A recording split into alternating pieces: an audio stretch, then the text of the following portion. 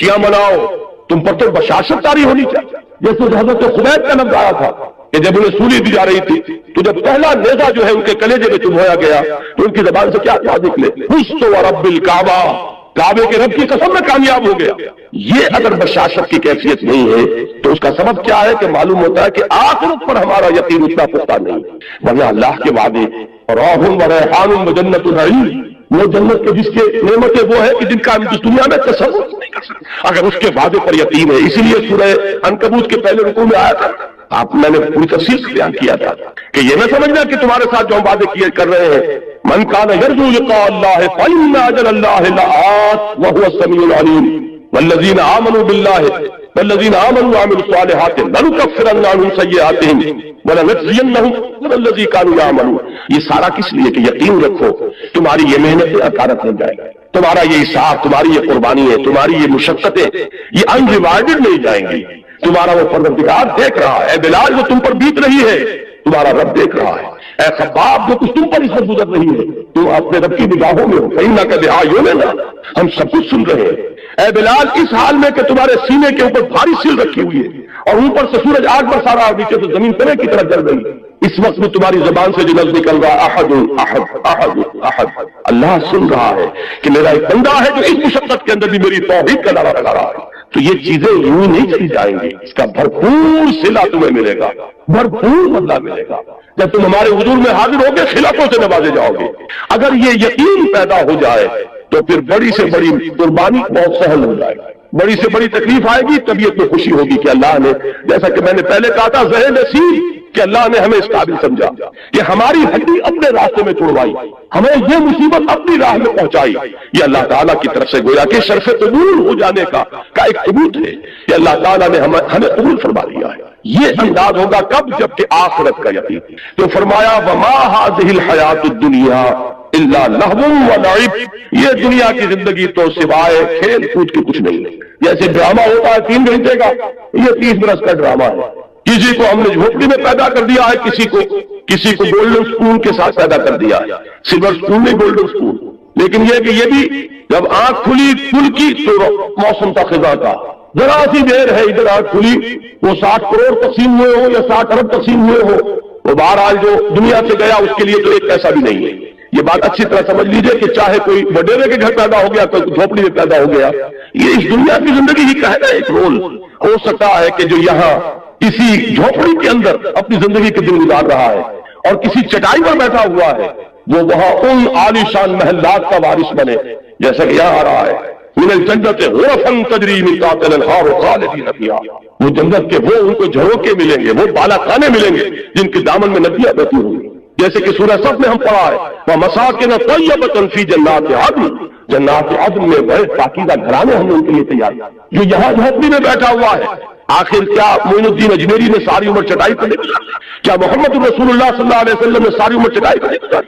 वो वाक़या ईला जब हुआ था उसका आपने सुना होगा, ये एक वाक़या कि जब 1 महीने के लिए हुजूर ने अज़वाज मुतहरात से मेरा ताल्लुक उतना मुनक़ते कर लिया था, सूरह अहज़ाब में उसका मुफस्सल जिक्र मौजूद है। तो हजरत उमर, हुजूर एक बाला खाने पर तन्हा अलहदा थे क्योंकि अज़वाज से ताल्लुक ही कर ली थी। हजरत उमर हाजिर हुए, नीचे कोई 6 सहाबी बैठे हुए दरवाजे पर, उनसे कहा कि इतला दीजिए कि उमर हाजिरी की इजाजत चाहता है। हुजूर को इतला हुई, हुजूर ने इजाजत दे दी। जब हजरत उमर दाखिल हुए हैं उस बाला खाने में तो हुजूर उठकर बैठ गए। आपने उसको कुर्ता उतारा हुआ था, यानी आपका जिस्म जो है वो तहबंद था, बाकी जिस्म के ऊपर कपड़ा नहीं था, और आप एक चटाई पर उसको इस्तराहत फरमा रहे थे। जब उठकर बैठे तो हजरत उमर ने देखा कि कमर के ऊपर उस चटाई के निशान पड़ गए, जैसे कि आपका अक्सर आपका मुशाहदा होगा। आंखों में आंसू आ गए हजरत उमर के। हुजूर ने पूछा उमर क्यों रो रहे? उन्होंने अर्ज किया कि हुजूर कैसर और किसरा के लिए दुनिया में क्या क्या साजो सामान, क्या नाज़ो नाम, क्या उनके लिए आसाइशें हैं, और आपके लिए ये चटाई है, ये खर्री चटाई, और उसकी जिसकी बदलियां पड़ गई आपकी कब्र पर। तो उन्होंने फरमाया कि उमर क्या तुम इस पर राजी नहीं हो कि ये सब कुछ अपना दुनिया में ले जाओ और अल्लाह ताला हमें आखिरत में अता फरमाए।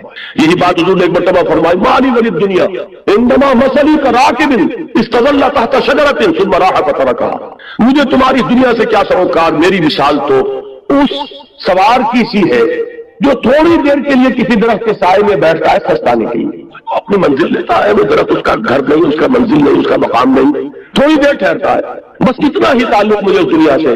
اسی لیے آپ نے فرمایا ہے کن فی الدنیا کانک غریب و عابر سبیل، دنیا میں ایسے رہو جیسے راہ چلتے مسافر ہو یا اجنبی ہو، یہ محسوس ہو کہ یہ یہاں کا باسی نہیں ہے، یہ یہاں کی سوچ ہی نہیں کرتا، یہاں پھیلنے پھولنے پلنے کی فکر ہی نہیں کرتا، یہ کہیں اور اس کا دل ٹکا ہوا ہے، کہیں اور اٹکا ہوا ہے۔ یہ اگر آپ کے وجود سے اس کا ظہور نہ ہو رہا ہو تو اس کے معنی یہ ہے کہ ایمان بالآخرہ جیسے کہ اس کا حق ہے وہ آپ کے دل میں نہیں ہے، آپ کے وجود میں سرایت نہیں کرتا۔ تو یہ آیت نوٹ کیجئے وما هذه الحیات الدنیا الا لہو ولعب، البتہ اس میں ایک آیت اور بھی آتی ہے قرآن مجید میں وما الحیات الدنیا الا متاع الغرور، یہ دنیا جو ہے یہ سوائے دھوکے کی ٹٹی اور دھوکے کے سامان پر کچھ نہیں ہے۔ اس کے برعکس ایک حدیث آتی ہے، بظاہر تضاد ہے لیکن اس کو ریزالو کیجئے اور وہ بات اسی مرحلے پر سمجھ لینی چاہیے۔ حضور نے فرمایا اب دنیا مزرعۃ الآخرہ، دنیا آخرت کی کھیتی ہے، یہاں بو گے تو وہاں کاٹو گے، اس کا مطلب یہ دنیا کی بڑی اہمیت ہے۔ یہاں قرآن کہہ رہا ہے کہ دنیا سوائے دھوکے کے سامان پر کچھ نہیں، ان دونوں کو کیسے ریکنسائل کریں گے؟ اگر یہ دنیا تمہیں آخرت سے غافل کر دے تو یہ دھوکے کی ٹٹی، پھر تو یہ دھوکے کا سامان ہے، لیکن آخرت کو مقصود بنا کر دنیا میں محنت کرو گے تو یہی آخرت کی کھیتی ہے کہ یہاں بو گے تو وہاں کاٹو گے، اگر یہاں کچھ بویا نہیں تو کاٹو گے کیا وہاں جا کر۔ اس اعتبار سے بندہ مومن کو اپنی زندگی کا ایک ایک لمحہ بہت قیمتی نظر آتا ہے، اس لیے کہ اس ایک لمحے میں اسے وہ کام کرنا ہے جس کا نتیجہ اس ابدی زندگی میں نکلے گا، جس کو کبھی ختم نہیں ہوگا۔ اس اعتبار سے ہمارا ہر مومن ہر لمحہ امر ہے، اس لیے کہ پوٹینشیل نتیجے کے اعتبار سے یہ امر ہے، یہ ختم ہونے والا نہیں ہے، اس لیے کہ اس کے نتائج اس زندگی میں نکلیں گے کہ جس کے لیے کوئی انتہا نہیں۔ لہذا اس اعتبار سے دیکھیے تو دنیا کا ایک ایک لمحہ نہایت قیمتی، اس اعتبار سے دیکھیے کہ اگر دنیا میں مشغول ہو کر آخرت کو بھول گئے یا دنیا تمہارا مطلوب و مقصود بن گئی تو پھر یہ دھوکے کی ٹٹی کے سوا وما الحیات الدنیا الا متاع الغرور، ان دونوں چیزوں کو ذہن میں رکھیے۔ فرمایا وما هذه الحیات الدنیا الا لهو ولعب وان الدار الاخرة لهي الحیوان لو كانوا يعلمون، اور اصل زندگی تو آخرت کی زندگی ہے، کاش کہ انہیں معلوم ہوتا۔ اب آئیے اوپر والی آیات، اس میں خاص طور پر ہجرت کا حکم دیا جا رہا ہے، اور بلکہ حکم نہ کہیے ہجرت کا اشارہ کیا جا رہا ہے، رہنمائی دی جا رہی ہے۔ یہ ہجرت جو ہے جس کا یہاں ذکر ہو رہا ہے یہ ہجرت حبشہ ہے، یہ حضور کی سیرت کا جو مکی دور ہے اس کا یہ ابتدائی مرحلہ پھر سمجھ لیجئے۔ آپ نے 3 سال دعوت دی جو کہ خفیہ دعوت تو نہیں تھی، کوئی انڈر گراؤنڈ موومنٹ نہیں تھی، لیکن یہ کہ برملا اعلان کے ساتھ بھی نہیں تھی، from person to person, personal contact سے دعوت بڑھ رہی۔ تیسرے سال میں وہ آیت نازل ہوئی کہ فاصدع بما تؤمر، اب ڈنکے کی چوٹ کہو ہے محمد جس کا کہ تمہیں حکم ہوا ہے۔ تو آپ نے پہلی مرتبہ کوہ صفا پر کھڑے ہو کر آپ نے واہ صبا ہا کا نعرہ لگایا، لوگوں کو جمع کیا اور پھر اپنی دعوت پیش کی۔ پہلے 3 سال اور یہ چوتھا سال، اس میں حضور کے خلاف صرف زبانی اقدام ہوا، پاگل کہہ دیا، کسی نے مجنون کہہ دیا، کسی نے کچھ کہہ دیا، لیکن چوتھے سال میں آ کر بات شروع ہو گئی فزیکل پرسیکیوشن، ستاؤ انہیں، مارو انہیں، بھوکا رکھو انہیں، گھروں میں بند کر دو انہیں۔ جو نوجوان تھے انہیں گھروں میں بند کر دیا گیا۔ حضرت عثمان رضی اللہ تعالیٰ عنہ کو ان کے چچا نے چٹائی کے اندر لپیٹ کر اور دھواں دے دیا کہ دم نکلنے لگا گھٹن کی وجہ سے۔ کسی کو گھر سے نکال دیا گیا، مادرزاد برہنہ مصعب بن عمیر رضی اللہ تعالیٰ عنہ، مادرزاد برہنہ گھر سے نکال دیا گیا۔ کسی کو جیسا کہ میں نے حضرت بلال کا نقشہ کھینچا اس طرح ستایا جا رہا ہے، کسی کو جہلتے ہوئے انگاروں پر لٹایا جا رہا ہے۔ یہ چوتھا سال جو ہے پرسیکیوشن، اور 5ویں سال میں یہ اپنے نقطۂ عروج کو پہنچ گئے۔ اسی وقت یہ آیات نازل ہو رہی ہیں اور اسی وقت انہیں ایک رہنمائی دی گئی، وہ رہنمائی یہ ہے اس لیے کہ 5ویں سال میں ہجرت حبشہ ہوئی ہے، وہ رہنمائی اس میں دی جا رہی ہے۔ یا عبادی الذین آمنوا ان ارضی واسعۃ فایای فاعبدون، اے میرے بندو میری زمین بہت کشادہ ہے۔ مردادہ کیجیے کتنے لطیف پیرائے میں بات کہی جا رہی ہے، یہ نہیں کہا گیا ہجرت کا لفظ یہاں کہیں نہیں آیا، میری زمین بہت کشادہ ہے، بس صرف میری بندگی کرو۔ یہ بس صرف میری بندگی کرو کا مفہوم کیا ہے یہ تو انشاءاللہ کل تفصیل سے بیان ہوگا۔ عقیدہ توحید کے عملی تقاضے پر جب یہیں پر اسی مقام پر مجھے تقریر کرنی اور اقامت دین کی جد و جہد کیا ہے یہ ساری چیزیں کل آئیں گی، لیکن اس وقت صرف یہ نوٹ کیجئے کہ یہاں کہنے کا مطلب کیا ہے کہ اگر کسی ایک مقام پر رہ کر تم میری بندگی نہ کر سکو تو تم اس مقام سے، اس ملک سے، اس جگہ سے بنے ہوئے نہیں ہو، اور میری زمین تنگ نہیں۔ جہاں بھی تم جا کر جہاں میری بندگی کر سکو، میری اطاعت کر سکو، میرے احکام پر چل سکو، اس ملک کی طرف ہجرت کر جاؤ، اس سرزمین کو چھوڑو اور چلے جاؤ کسی ایسی جگہ پر۔ اور یہ ہے کہ میری زمین کشادہ ہے، اگر تم زمین سے بنے نہ رہو گے تو انشاءاللہ تعالیٰ تم پاؤ گے کہ تنگی نہیں۔ اس میں لطیف پیرائے میں اشارہ کر دیا گیا۔ حضرت علی رضی اللہ تعالیٰ عنہ کے اشعار ہیں بڑے پیارے اسی موضوع پر، قل للقاعدین علی ہوان اذا ضاقت بکم ارض فصیح بلاد اللہ واسعۃ فضاء وارض اللہ ورزق اللہ فی الدنیا فصیح وقل للقاعدین علی ہوان اذا ضاقت بکم ارض فصیح۔ اللہ تعالیٰ کی زمین بڑی کشادہ ہے اور اللہ کی زمین میں اس کا رزق بہت پھیلا ہوا ہے، تو جو لوگ ذلت کے باوجود کسی مقام پر ٹکے ہوئے ہو ان کو یہ میرا پیغام پہنچا دو کہ اس زمین کو چھوڑو اور کہیں اور چلے جاؤ جہاں عزت کی روزی تمہیں مل سکتی۔ فَقُلْ لِلْقَاعِدِينَ عَلَىٰ هَوَانٍ اِذَا ضَاقَتْ بِكُمْ أَرْضٌ فَصِيحٌ، جب کوئی ایک زمین تم پر تنگ ہو جائے تو اس کو خیر بات کہو کہیں چلے جائے۔ تو یہ مضمون جو ہے یہاں آ رہا ہے ہجرت کے ضمن میں، یا عبادی الذین آمنوا ان ارضی واسعۃ، اے میرے وہ بندو جو ایمان لائے ہو میری زمین بہت کشادہ ہے۔ اب دیکھیے یہاں نوٹ کیجئے، جب حضرت ابوبکر بھی حضرت ہجرت حبشہ کے لیے نکلے تھے مکے سے، حضرت عثمان تو گئے ہیں، حضور کی صاحب دادی ان کے نکاح میں تھی اور میاں بیوی دونوں نے اللہ کی راہ میں جب ہجرت کی تو حضور نے فرمایا یہ پہلا جوڑا ہے جو اللہ کی راہ میں ہجرت کر رہا ہے حضرت لوط کے بعد۔ اس طریقے سے اس کے ساتھ آپ نے ایک مشابہت پیدا فرمائی۔ تو حضرت عثمان گئے اور بھی بہت سے صحابہ گئے، حضرت ابوبکر بھی نکلے، لیکن ابن الدغنہ مل گیا، ایک بہت بڑے سرداروں میں سے تھا۔ کہاں چلے ابوبکر کہ میں اب حبشہ جا رہا ہوں، کیوں کہ یہاں مکے والے مجھے خدائے واحد کی پرستش نہیں کرنے دیتے، میرے راہ میں رکاوٹ ڈال رہے ہیں۔ میں ایک اللہ کو پوجنا چاہتا ہوں، ایک اللہ کی بندگی کرنا چاہتا ہوں، لیکن یہ کہ مجھے راستے میں رکاوٹ ڈال رہے ہیں، مجھے ستا رہے ہیں۔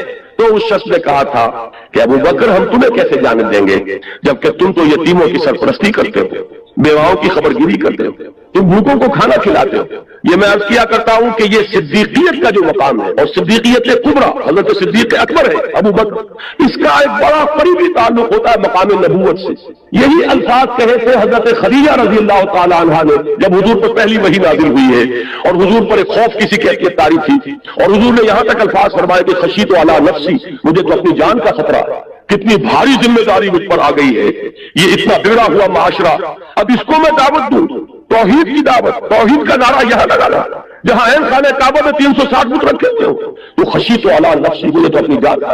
تو حضرت خدیجہ نے جو تسلی دی تھی اس کے الفاظ یہی تھے، اللہ آپ کو ہرگز ضائع نہیں کرے گا، آپ یتیموں کی سرپرستی فرماتے ہیں، بیواؤں کی خبر گیری کرتے ہیں، آپ مسافروں کی مہمان نوازی کرتے ہیں، آپ غریبوں کی مدد کرتے ہیں، اللہ آپ کو ضائع نہیں فرمایا۔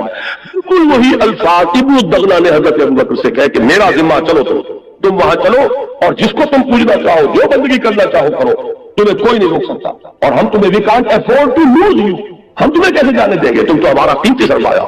تو حضرت ابوبکر واپس آئے، حضرت ابوبکر نے اپنے گھر میں مسجد بنا لی اور خوب بلند آواز سے قرآن پڑھنا شروع کیا۔ اب وہ سارے لوگ جو حیران ہوئے کہ کچھ جرأت کیسے ہو رہی ہے، لہذا وہ سب کے سب جب انہیں معلوم ہوا کہ ابن الدغنہ نے امان دیے ان کے پاس پہنچے، یہ تم نے ہمارے لیے کیا مصیبت کھڑی کر دی؟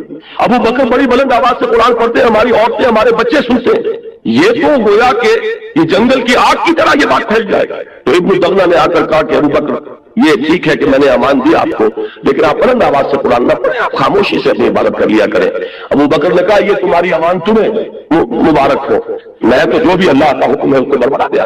بہرحال میں نے یہاں یہ عرض کیا ہے کہ بالکل یہی بات حضرت ابوبکر نے فرمائی تھی کہ یہاں کے لوگ مجھے خدائے واحد کی عبادت نہیں کرنے دیتے، اس لیے میں اس سرزمین کو خیر بات کہہ رہا ہوں۔ ورنہ کیا ابوبکر کو مکے کی زمین سے محبت نہ تھی؟ کیا حضور جب ہجرت کر کے جا رہے تھے، آپ کو یاد ہوگا کہ جب خانہ کعبہ سے خطاب کیا تھا حضور نے کہا کعبہ مجھے تجھ سے انتہائی محبت ہے، لیکن کیا کروں کہ یہاں کے لوگ مجھے رہنے نہیں۔ تو انتہائی محبت ہوتی ہے انسان کو اس سرزمین سے کہ جہاں وہ پیدا ہوا ہو، پلا ہو، بہا ہو، پھر جہاں خانہ کعبہ ہے، جن لوگوں کی باطنی آنکھیں کھل چکی ہو انہیں تو معلوم ہے کہ کتنی بڑی قیمتی شے ہے یہ کہ جو ہمیں حاصل ہے، لیکن یہ کہ خدائے واحد کی بندگی یہ ان تمام چیزوں سے عظیم تر ہے۔